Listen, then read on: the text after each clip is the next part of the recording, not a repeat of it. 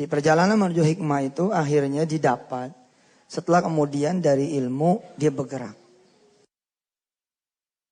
Tapi di sini ya saya ngelihat ya bahwa posisi mentor kalau masih di tangan orang tua berarti orang tua, kalau di tangan guru berarti guru, di tangan sekuat pesantren berarti pesantren, ini sangat penting. Dia tidak akan anak-anak mencapai hikmahnya kalau si pengajar gitu ya, tidak kemudian dia mencapai kualitas itu. Sebelum kemudian Nabi Allah Ibrahim alaihissalatu wassalam mengajarkan Ismail, Ishak dan turunan-turunan nanti terus Yakub ke bawah, dia dulu yang kemudian diuji oleh Allah Subhanahu wa taala. Wa idibtala Ibrahim rabbuhu bi kalimatin fa atammahun. Ya, diuji dulu tuh Nabi Ibrahim. Jadi kalau saya ngelihat gitu ya, kenapa ke pesantren tuh, pesantren manapun gitu ya, termasuk di Darut Tauhid ini. Pada akhirnya gitu yang kita petik tuh hikmah sebenarnya menurut saya gitu. Pada akhirnya tuh hikmah gitu. Ilmu ini malah proses kedua gitu. Pertama ada tazkiyah dulu. Kenapa pesantren masih yang terbaik, pendidikan yang terbaik itu pesantren. Karena anak-anak, ya kalau kita mengingat misalkan masa-masa kita dulu belajar ya Ustaz Ta'am, bahwa anak-anak itu pertama itu memang dicuci dulu, tazkiyah dulu. Nggak belagu, nggak pecicilan, nggak macam-macam, lempeng, lurus. Malah ada pesantren-pesantren yang kelas sekian baru kemudian diisi gitu. Hari-hari pertama, tahun pertama malah itu dia ngepel, nyapu, ngerawat kambing atau sapinya kiai, guru, terus itu tazkiyah. Bagaimana Rasul ketika kemudian sebelum berjalan Isra dan Mi'raj, beliau kemudian dicuci dulu. Perjalanannya kemudian menjadi hikmah. Dan sesuai dengan yang tadi Ustaz Am katakan ada tadrij. Ada kemudian proses sampai menuju kepada yang dikehendaki. Wa qala alladziina kafaru laula nuzzila 'alaihil qur'anu jumlatan wahidatan kadzalika linutsabbita bihi fuadaka wa ratalnahu tartila. Anak pengen belajar tauhid dari ayahnya gagal belajar tauhid, dia nggak akan memperkenalkan anaknya tauhid. Anaknya datang ke ayahnya, "Pak, gimana nih besok buat bayar kuliah?" Karena si anak ini belajar dari seorang ayah yang tidak mengenal Allah, maka hasilnya pun anak tidak akan belajar hikmah yang benar karena ilmunya salah. Yalah nanti kalau kepepet kita jual motor. Konklusinya salah. Dan kadang-kadang perjalanan ilmu itu baru bisa kemudian dinikmati Mbak dan pemirsa ketika sudah berbuah menjadi hikmah. Contoh, anak datang tapi ayahnya udah beres gitu. Ayah udah beres, anak datang. Ya, ini jadi nggak mau ikut study tour.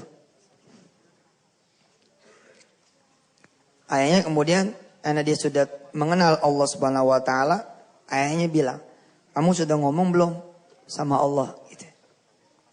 Lihat, ikhtiarnya, mikirnya nanti dulu. Zikirnya dulu.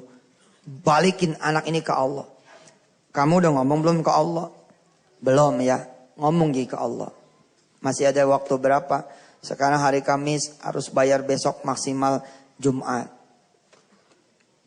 Sabtu mau berangkat. Ya sudah masih ada maghrib, isya, buat doa. Masih ada sholat malam, masih ada subuh di Jumat pagi.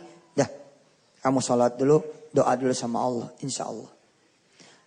Sebagai ikhtiar sebenarnya si anak sudah memenuhi proses ikhtiar itu. Si anak datang kepada orang tua. Lalu si ayah meneteskan ilmu tauhid itu kepada anaknya. Nak, ke Allah dulu. Dan ditemenin sama si ayah prosesnya. Pemirsa, ditemenin sama si ayah prosesnya. Ayo kita ke masjid. Kita minta sama Allah supaya kamu nanti bisa berangkat ikut study tour. Berapa duit? 27.000. Ayo kita minta 27.000. Di masjid dikasih tahu yang lain nanti mundur, kita maju. Dan betul, ketika kemudian yang lain mundur, dia maju berdua. Lalu si ayah menyuruh anaknya berdoa. Sok kamu berdoa, silakan. Si anak berdoa. Ya Allah, saya ini pengen ikut study tour. Tapi ini ya Allah punya ayah pelit banget. 27.000 aja. Mesti sholat dulu. Mesti doa dulu. Tapi lah mudah-mudahan nanti ayah ngasih. Doanya langsung ke Allah. Allah itu hidup, nggak pernah mati. Kalau ayah belum masih mati gimana? Ya Allah, tolong bayarin saya. Doanya langsung aja. Bayarin kek, enggak kek, pokoknya begitu. Ya udah kayak gitulah, amin. Dialog terjadi. Ini ilmu loh, belum jadi hikmah. Kenapa? Belum jadi pengalaman buat si anak. Mati-mati Allah menghadiahkan kesusahan buat negeri ini. Sebenarnya bukan hanya belajar, tapi untuk memetik hikmahnya apa? Kalau tidak berhasil menemukan message, menemukan hikmah, maka kita akan terus-menerus dalam suasana belajar. Ya belajar tentu baik adanya, tapi belajar terus juga ini masalah kalau kemudian tidak sampai ketemu madunya rasanya. Si anak dibawa lagi sholat isya, dia doa lagi, kemudian dia mikir lagi, anak dibenerin sama ayahnya. Nah kamu mikirin Allah, jangan mikirin duit, mikirin Allah. Tapi ini harus bayar, tapi itu kan kata orang. Bukan kata Allah. Lihat apa yang Allah bilang. Wa huwal aliyyul azim. Bukan kata kepala sekolah. Tapi kata Allah. Kalau Allah bilang berangkat, berangkat. Betapa banyak, berapa banyak. Orang yang bisa bayar nggak ikut. Karena sakit perut. Karena orang tuanya meninggal. Karena bis itu kemudian mogok. Anak mulai dapat ilmu nih tapi masih ilmu nih. Masih ilmu. Belum jadi hikmah. Terus akhirnya sampai pagi anaknya dipanggil sama orang tuanya. Sini, berapa duit bayarannya? 27.000. Sudah, ini ada duit 27.000. Alhamdulillah. Jangan alhamdulillah dulu. Kamu bayarin teman kamu yang belum bayar study tour. Oh. Buat saya, urusan Allah. Oh. Urusan Allah. Sudah, nanti juga kamu tahu. Ya dah, cium tangan dia. Assalamualaikum. Waalaikumsalam. Dia datang ke wali kelasnya. Assalamualaikum Bu. Waalaikumsalam. Ini saya mau bayar. Kebenaran memang kamu termasuk yang belum bayar. Tapi ini bukan buat saya. Loh terus buat siapa? Siapa teman-teman saya yang belum bayar? Ya ada tuh, ada satu orang. Kata bapak buat dia. Loh kamu kan belum bayar. Itu dia Bu. Saya juga gak ngerti. Nggak ngerti. Tugas kita belajar dulu. Nanti Allah yang ngasih pengertian. Dicatatlah namanya. Buat dia. Lu buat kamu gimana? Buat saya mah, kata bapak, urusan Allah katanya. Ya tapi nggak bisa. Walaupun kamu bayarin orang lain, tapi kamu nggak bayar, besok nggak bisa ikut loh. Gak apa-apa. Kata orang tua, bukan kata ibu, tapi kata Allah. Habis dengar Yusuf Mansur bapaknya ya. Ya begitu deh Bu dah. Ya sudah, nanti besok ditunggu. Udah, anaknya lapor lagi ke Allah, sholat duha. Ya Allah, sudah saya bayarkan sesuai dengan perintah dari orang tua. Ya Rabbku titipkan nasibku kepadamu ya Allah. Supaya saya besok bisa berangkat study tour. Masih tetap ilmu. Belum hikmah. Gak ngerti nih. Apa maksudnya? Kadang-kadang seorang istri dicerai sama suaminya. Seorang suami bercerai dari istrinya. Seorang karyawan di PHK. Itu ilmu sebenarnya. Tapi belum jadi hikmah. Begitu kemudian jadi hikmah. Wa may yu'tal hikmata faqad utiya khairan katsira. Barang siapa yang sudah diberikan hikmah. Itu dia yang lebih gede daripada apapun.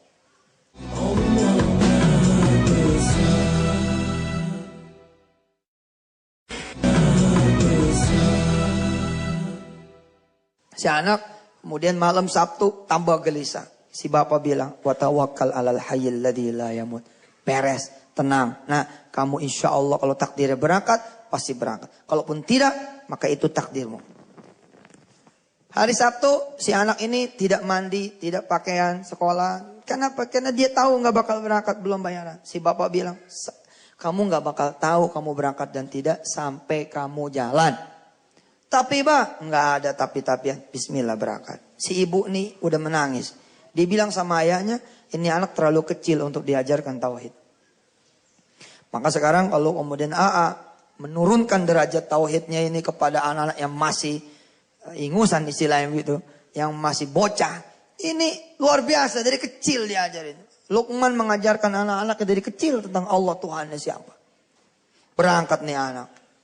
Begitu berangkat, ke sekolah, dia diajarkan zikir, kata ayahnya masuk dulu musola, sholat duha dulu, lapor sama Allah, terima kasih walaupun gak berangkat, saya sudah sampai musola, udah nyampe sekolah, nantikan keajaiban dari Allah nak.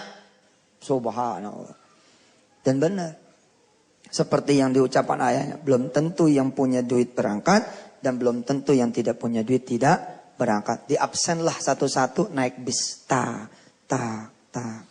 Anak yang kemarin berdoa pagi, siang, sore, malam di hari terakhir. Dan dia bersedekah. Alhamdulillah. Tidak diperkenankan berangkat. Dia gak ikut berangkat. Sampai sini belum dapat tetap hikmahnya. Mungkin dia masih berontak, masih ngelawan. Begini nih. Kalau doa sholat begini nih nasibnya. Tapi benar, enggak, belum nyampe ujung. Di saat dia sudah belajar nih ilmu pasrah, kan nyampe ini ilmu pasrah kan. Kata bapaknya, kalau sampai enggak berangkat, itu dia takdirmu nak. Kalau berangkat, itu juga takdirmu. Kalau tidak berangkat, ya itu takdirmu. Udah wes pasrah. Menjelang pasrah, satu pintu bus terbuka. Satu pintu bus terbuka. Ada ketua kelas turun. Ketua kelas turun. Dia nyamperin nih anak. Masya Allah, kamu gak ikut naik bus? Ya begitu dah. Gitu gimana? Gak punya duit ya? Buat bayar? Ada sih kemarin itu, tapi ya begitu dah. Oke buat. Oh, jadi sekarang gak bayar nih? Iya gak bayar. Oh.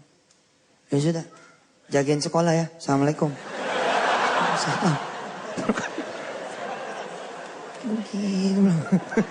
Oh nggak ngerti, tuh anak nggak paham. Sakit pak. Ada orang yang ilmunya diantar sama Allah sampai pol. Jadi nggak perlu di kasus yang satu. Ada orang yang ilmunya belum sampai pol. Barangkali karena Allah kasihan, tapi dia akan tetap melanjutkan perjalanan ilmu di kasus itu. Anak ini sampai pol, luar biasa. Semua orang dada dari mobil, termasuk anak yang dibayarin. Assalamualaikum. Duit gua. Dia lapor sama Allah. Dia salat doa. Kali itu dia nangis.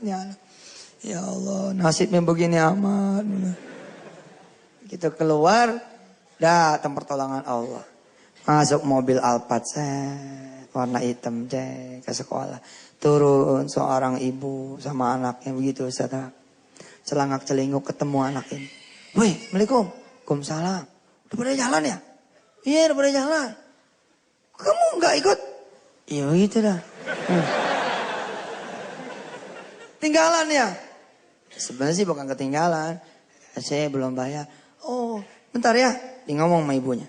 Kata ibunya. Yuk kita susul. Dia bilang.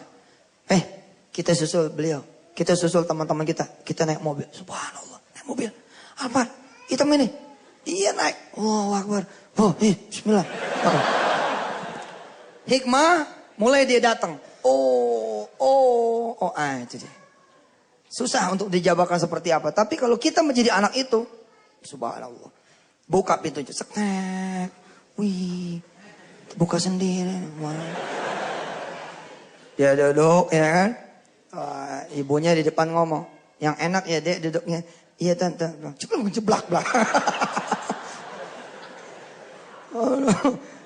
Nangis, anak ini nangis, berlinang air matanya, berlinang. Ya Allah, temannya bilang, kenapa lu gak pernah naik Alphard ya?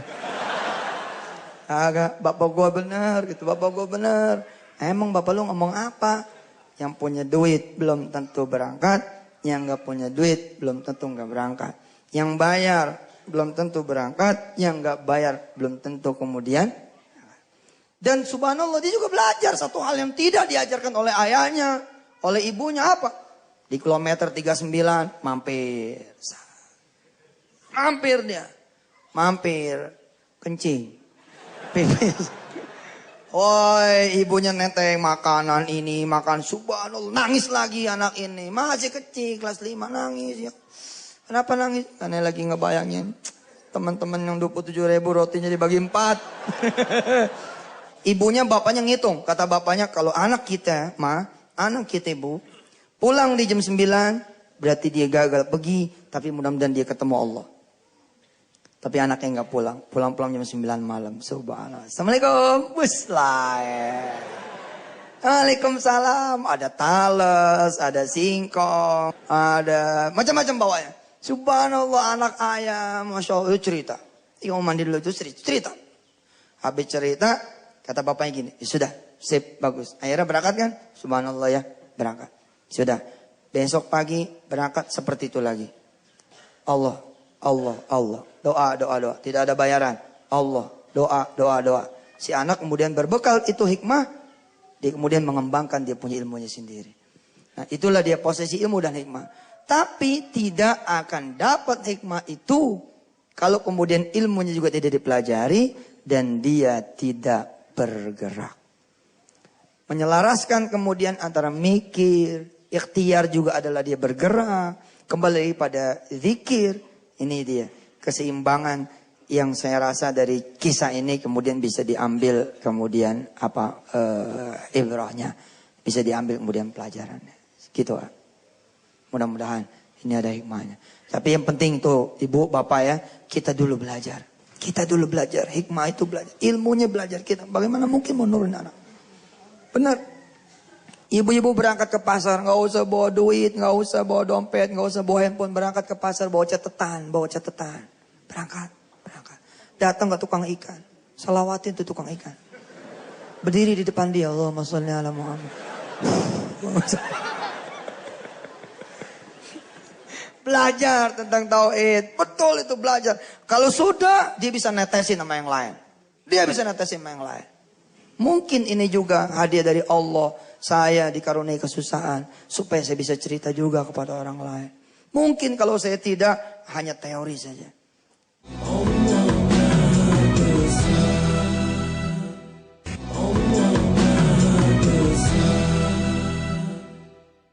Masya Allah, luar biasa ya. Memang kalau kita diceritain lebih gampang nangkepnya, benar ya? Ya, dan mudah-mudahan tadi cerita dari guru kita menjadi motivasi buat kita semuanya. Amin ya Rabbal Alamin. Baik, kita lanjutkan lagi. Alhamdulillah sudah ada yang ingin bertanya lagi, boleh angkat tangannya dari sini ya. Baik, mic-nya boleh. Oh, sudah pegang. Baik, silakan. Bismillahirrahmanirrahim. Assalamualaikum warahmatullahi wabarakatuh. Assalamualaikum warahmatullahi.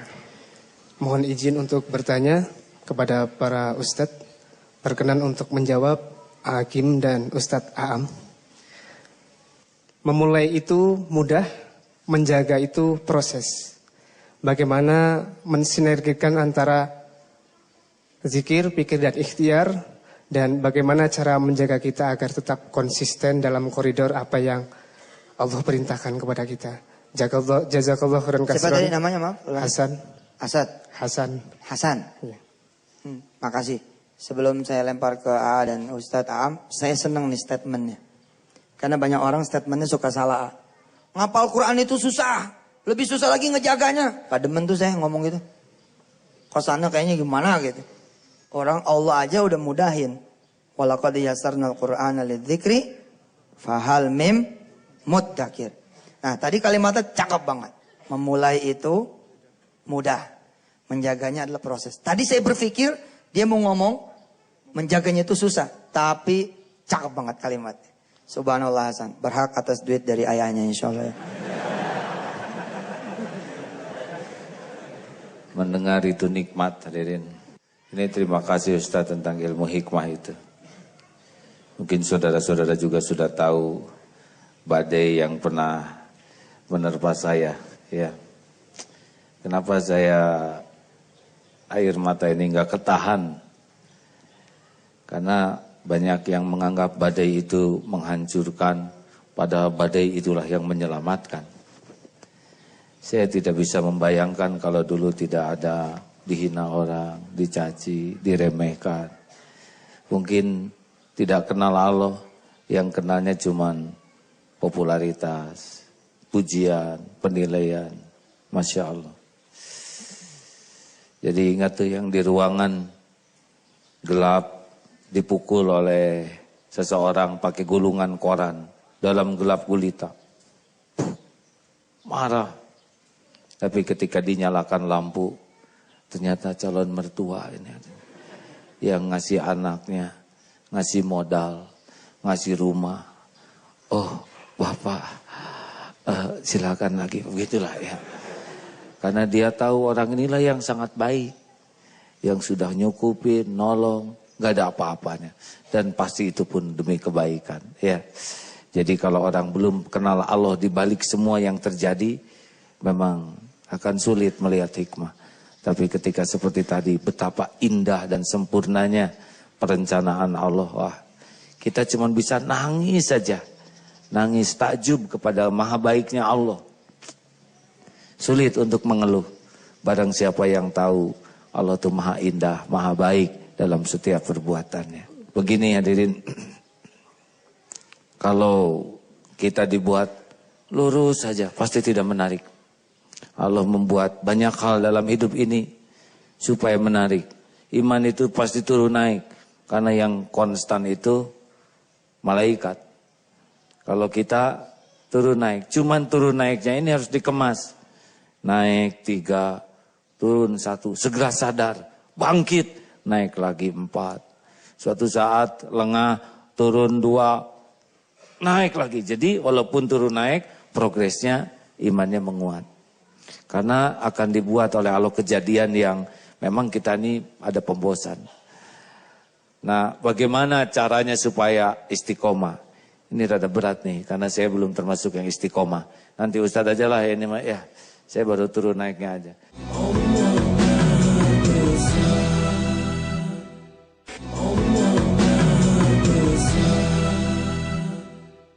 Ya, bismillahirrahmanirrahim.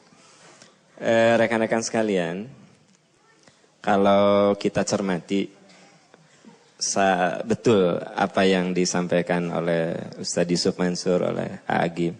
Katanya life is never flat, hidup itu nggak datar. Hidup itu naik turun, naik turun. Makanya ada orang yang memulai itu mudah, tapi yang sulit adalah tadi mempertahankannya, gitu kan?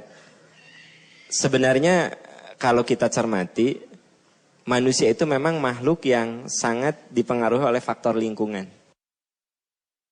Makanya Nabi Ibrahim pernah berdoa begini, Robbi habli hukman.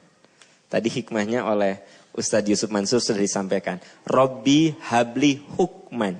Ya Allah, beri aku hikmah. Hikmah. Walhiqni bis solihin. Dekatkan aku dalam lingkungan orang-orang soleh. Ini antara hikmah dan lingkungan orang soleh itu dekat. Antara keistiqomahan dan lingkungan itu sangat berdekatan.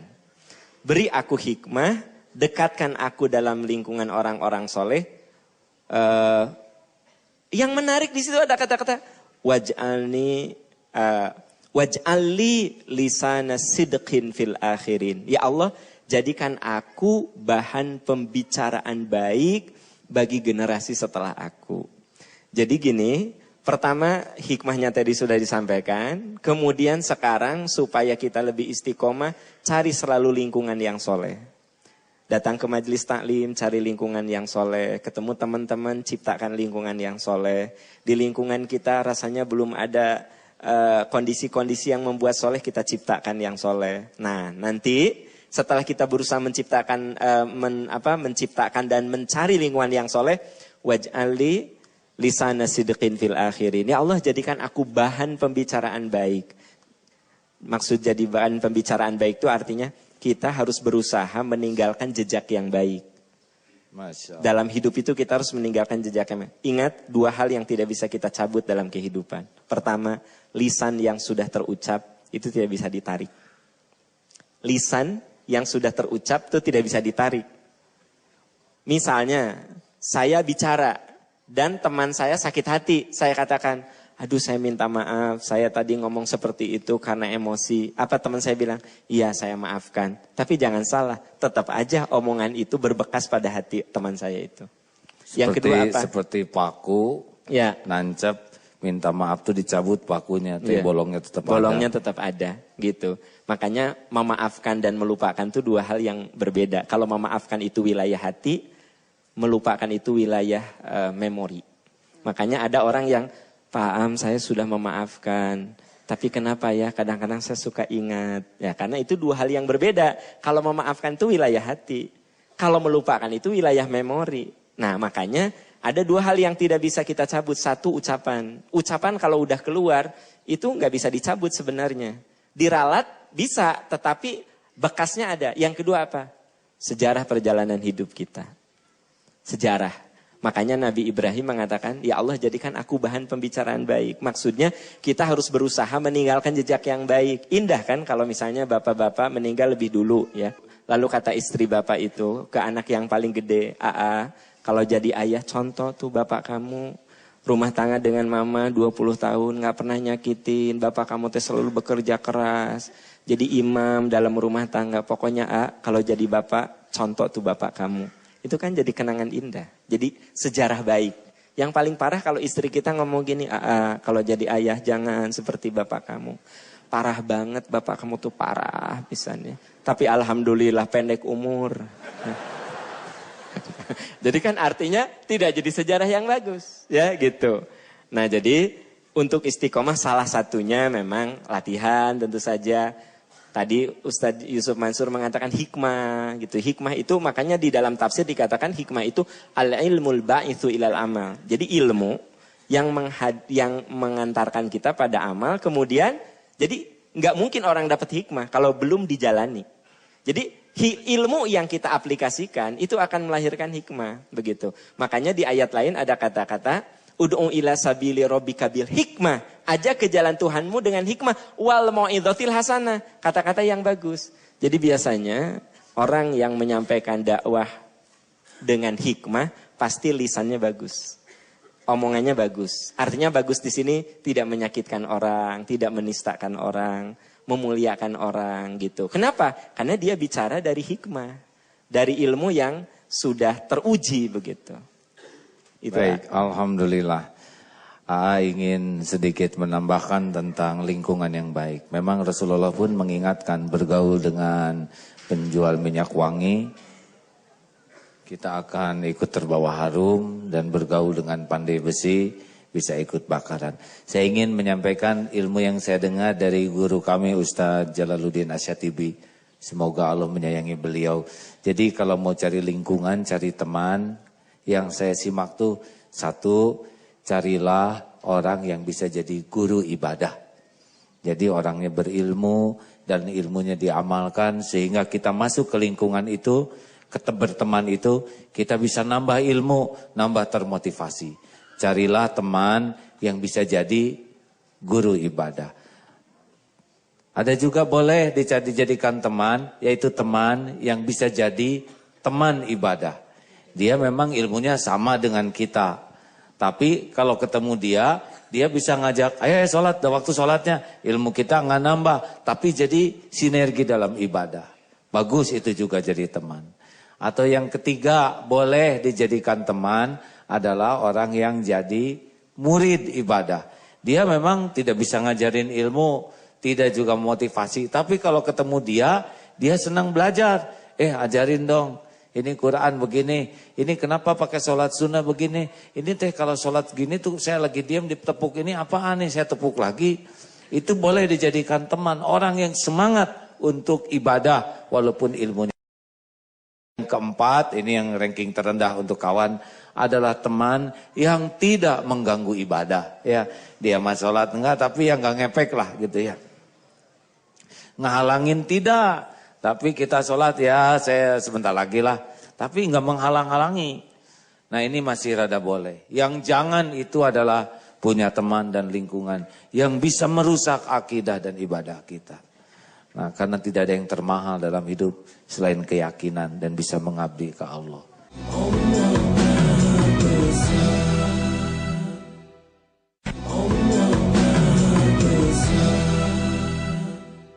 Kita tutup dengan doa. Hadirin, Allah Maha menatap, Allah Maha mendengar. Pertemuan ini terjadi dengan izin Allah. Tidak ada satupun yang luput dari pendengaran Allah.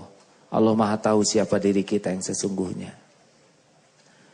Kita dihargai orang lain bukan karena kita mulia, melainkan karena Allah saja masih menutupi aib, kebusukan, kemaksiatan kita. Allahumma sholli ala sayyidina Muhammad wa ala alihi wa ashabihi ajma'in. Alhamdulillahi rabbil alamin. Ya Allah, ya Hayyu ya Qayyum, birahmatika nastaghits. Rabbana zalamna anfusana wa illam taghfir lana wa tarhamna lanakunanna minal khasirin.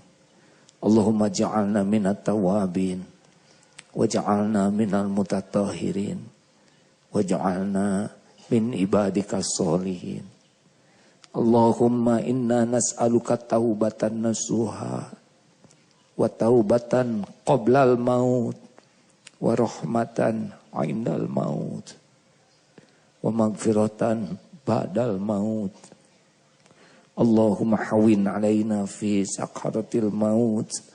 Allahumma inna nas'aluka husnal khatimah wa na'udzubika min su'il khatimah. Wahai yang maha menatap, ampuni ya Allah sebusuk apapun hidup yang pernah kami jalani. Ampuni sekelam apapun masa lalu kami.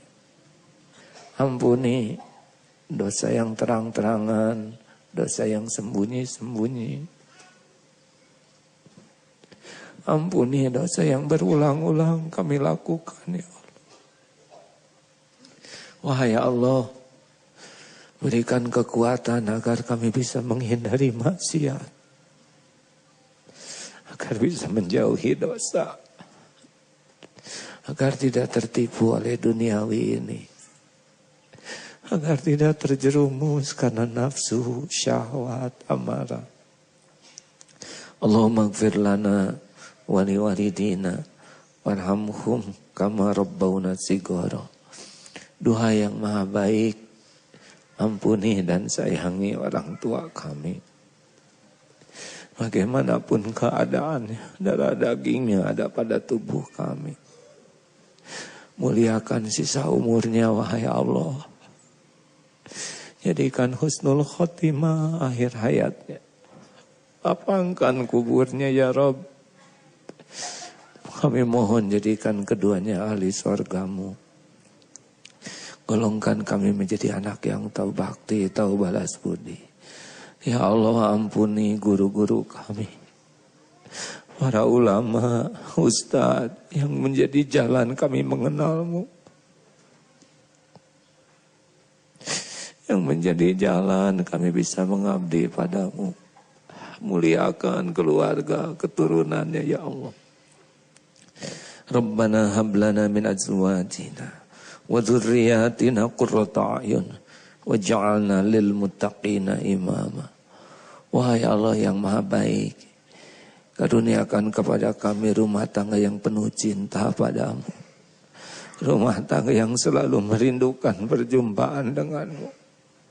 Titipkan kepada kami keturunan yang menjadi kekasih-kekasihmu. Yang hidupnya hanya untukmu. Di jalanmu. Karenamu. Wahai Allah yang maha agung. Jadikan Ramadan ini benar-benar merubah hidup kami. Jadikan hati ini hati yang benar-benar selalu tertuju padamu. Penuhi hati ini hanya olehmu ya Allah. Jangan pernah berpaling sesaat pun darimu. Jangan biarkan kami melangkah kecuali hanya padamu. Jangan cabut nikmat iman ini ya Allah. Rabbana la tuzigh qulubana ba'da idh hadaitana wa hab lana min ladunka rahmah innaka antal wahhab. Allahumma ighfir lil mu'minina wal mu'minat wal muslimina wal muslimat al ahya'i minkum wal amwat. Allahumma a'izal Islam wal muslimin. Allahumma ansur mujahidin. Rabbana atina fid dunya hasanah wa fil akhirati hasanah wa qina adzabannar. Subhana rabbika rabbil izzati amma yasifun.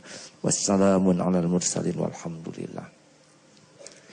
Terima kasih Ustadz. Ya, semoga ilmunya berkah, manfaat, dan semoga Ustadz Yusman, Ustadz Aam senantiasa dipelihara oleh Allah, istiqomah sampai akhir hayat husnul khotimah.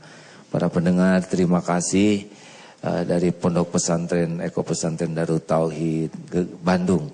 Silahkan mampir dan silahkan manfaatkan amanah Allah ini. Assalamualaikum warahmatullahi wabarakatuh.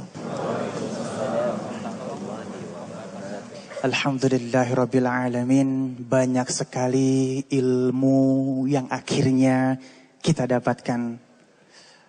Ilmu Allah adalah ilmu yang suci, harus diterima dengan hati yang suci dan baru bisa kita nikmati setelah kita amalkan. Insyaallah hari ini banyak ilmu yang berkah yang kita dapatkan. Saya Ali Zaya undur diri. Assalamualaikum warahmatullahi wabarakatuh.